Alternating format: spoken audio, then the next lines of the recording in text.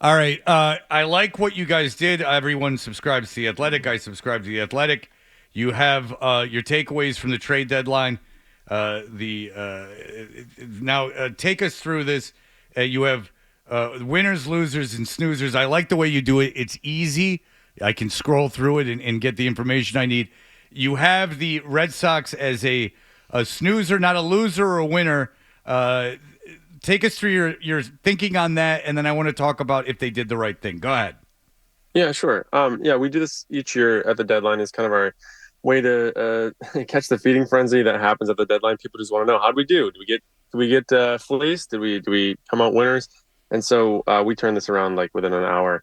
After the deadline, there's a lot of deals happening. So there are three of us who do it. I didn't have the Red Sox. That would be Andy McCullough, another one of our writers who had them in the snoozers category. I think that's fair. I don't really see them coming across as losers here.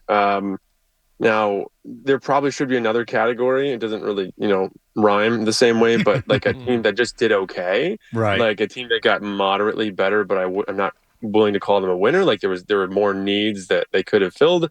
I think I put a team like the Pittsburgh Pirates in that bucket, where they boy, their offense needs a lot of help, and they got a little bit of help, but is Isaiah Connor Falefa and Brian De La Cruz really going to change their odds and save the offense when they have a pitching staff that's so good? I don't know. I'm in the same boat with what the Red Sox did. It's they were certainly active, but were they impactfully active? I don't think so. I think their bullpen will be a little bit better. And Danny Jansen's a better catcher than Reese McGuire was. Danny Jansen's, he's a good catcher. He's a good offensive catcher as well. So it's an upgrade, but is it enough to really swing any playoff odds when the rest of the division is also going for it? Minus the minus the Rays, especially who took advantage of the sellers market. Yeah, I don't think so. All right. I can go in 15 different directions here, but I want to I want to talk about a lot of what you just said. First of all, the Pirates fans are super pissed. Um, but can Skeens and their young pitching, are they on innings restrictions? Like, are they going to be able to pitch late in the season? And if they make the playoffs, are they going to be able to pitch in the playoffs? So officially, no. So Mitch Keller is good to go. He's pitched 200 plus innings. He'll be there. But Jared Jones and Paul Skeens are the two rookies, and clearly they're second and third best pitchers. Or I guess maybe first and the third. Paul Skeens is Right. probably the Skeens is best pitcher in pretty baseball good. right now. Yeah. But those are your two other playoff starters if they were to make it today. So Jared Jones is on the injured list currently, and I'm not doubting that he is injured, but there could be some benefit to just getting him a chance to unplug. And the team has really gone on a tear behind some less heralded pitching guys you don't trust nearly as much. Martin Perez, who they just traded away. Bailey Falter won last night. And they've got some pretty good arms. Another youngster, Luis L. Ortiz, who's been really good.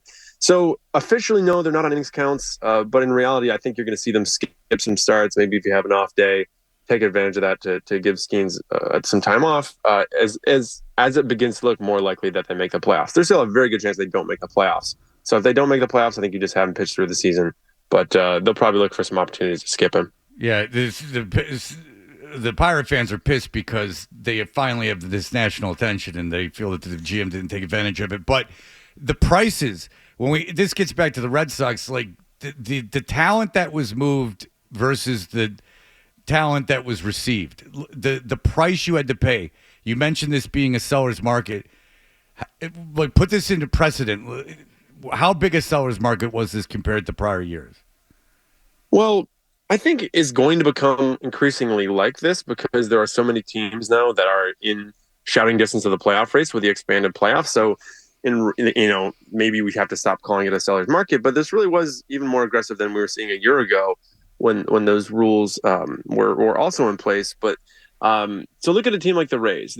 You could look at that team and make an argument that, listen, you're the Tampa Bay Rays. You're going to figure out a way to make it to the playoffs as a wild card. You have some arms coming back from the injured list. You made miracles happen a year ago. You guys can probably make that happen again. And they looked at the market and said, nope, this is actually our opportunity to firmly plant ourselves as sellers. They didn't trade everybody. They didn't trade Yandy Diaz, Brandon Lau, a couple of the other players they could have traded away. Peter Fairbanks, their closer. But boy, they went pretty hard. They said Isaac Paredes, all-star. We think we're probably selling high on him. We'll get three players back from the Cubs. We'll go get Dylan Carlson, who's underperforming in St. Louis. We'll trade Randy Rosarena for three different players from the Mariners. Trade Jason Adam to the Padres for I think four players. And who else did they move? Zach Eflin. So they were very opportunistic. They didn't trade every single person, but they very clearly made their they made their plans clear to the whole league and said we're going to get rid of a bunch of talent here, and we're looking for young players. And they got, boy, probably around a dozen prospects for it. And knowing the Rays, they'll probably do something pretty good with those guys. So if this becomes more of the norm, Stephen, is it also going to become more of the norm to do what the Red Sox did, which was a little something, but as you wrote in The Athletic, not a whole lot. Stabilizing, trying to stay afloat, but not allowed to alter long-range projections because so many teams are so close to being in it, they don't necessarily think about making big, splashy moves. Yeah, I think this is where we'd see teams act pretty differently if we still had that August waiver trade deadline at the end of August. Teams want so badly to just have extra time to make decisions. Now, I don't think the league should give it to them. I don't think we're any better off if we have another month to have executives hem and haw. But the sort of the catch-22 of this expanded playoff is that there are a whole lot of teams right around that middle of the pack range that says we don't really need to go crazy. We might sneak in anyway.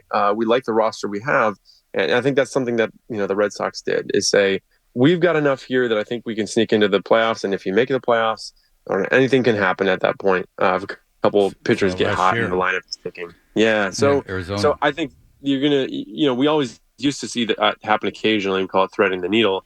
But yes, that's an attractive option as well for teams that think they might just make it anyway. All right, who got the best? Who did the best? What team? Not in terms of prospects, but right now, what team did the best and got the best talent? I think the team that probably did the best in my book for today, like if you're grading out who did the best for their future, is probably the Rays. But I thought Marlins, you can make an argument too, but it's a little bit cheap to just say Sellers won. We do it, but it's not. There's a little bit of shame in selling that hard, I guess. The team that I thought got so much better today was the Padres. They not only went out and got Tanner Scott, who was the best reliever on the market. This guy has just pretty absurd numbers. He's a rental, so it's not a long-term thing, but they did get Brian Hoeing, another controllable reliever from the Marlins. Gave up, I think it was like their second, third, fourth, and ninth best prospect in that. Now, they got the grain of salt because the way AJ Preller trades, his farm system is never going to be the strongest. He's willing to trade anybody at any time. But they also went and got Jason Adam, who's a closer light sort of. He's certainly a candidate from the Rays, and they traded three other prospects for that trade. Now, you have to also remember they went and got Luis Arias a couple months ago. So they have been active early, and they were active often, and they've made a couple of the biggest trades here without at all impacting the current roster. So that's the way Preller operates. You will worry about future cores later. He's got a team that's capable of winning even after trading Juan Soto in this offseason. And boy, I don't know if they're going to be able to catch the Dodgers, but they certainly are not a team you're going to be excited about facing in the wild card. We were just talking about this. He just gutted his farm system again, what was left of it. I don't think this team is good enough to catch the Dodgers, regardless of all the injuries, and the Dodgers are going to get some people back, too. It just seems to me that he did it more to save his job than he did to win. Right, but honestly, is there not value in that for the man? Right, like Dave Dombrowski is known for gutting his farm system in a similar way to build a World Series contender, and he's done that in Detroit. He's doing that. He did it in Florida. He's doing it. He did it in Detroit. He's doing it in Philadelphia, and it's working. But man, if you were gonna, if the Phillies hit a wall in a couple of years after some of these contracts get toward the later stages, and you need someone to build your farm system, you're probably not asking Dave Dombrowski to do that. AJ Preller, I think, is in a similar camp. His farm system only needs to be as good as it needs to be to be able to trade from it, right? So he's building a farm system of players that other teams covet, and maybe that's all that really matters right now, because that team is they are good. They are not Dodgers good, but they you don't the Dodgers have a habit of making mistakes in the playoffs, and so if you can sneak in the playoffs as a wild card team and win a couple of games there, they have their chance. I don't think you have to be the favorite in your own division to be a buyer within a wise buyer. All right, Stephen Nesbitt, read it in The Athletic. They have all the analysis of the Major League Baseball trade deadline. If you like that clip, check out more videos from Toucher and Hardy here. Point slightly up and to the left. For more Red Sox analysis and opinion, hit this playlist. Point slightly down and to the left. And for all the latest from the Sports Hub, download the app at 985thesportshub.com.